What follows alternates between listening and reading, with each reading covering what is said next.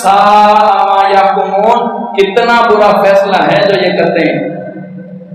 دوسروں کا خوف ہے، دوسروں کا خوف، کتنا برا فیصلہ ہے جو یہ۔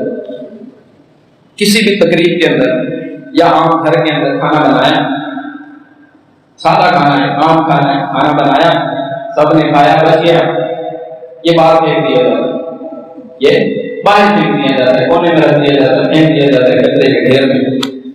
لیکن اگر یہی کھانا ہو لنگر کا، اور یہی کھانا ہو یا پینا ہو، شربت ہو امام حسین کے سبیل والی،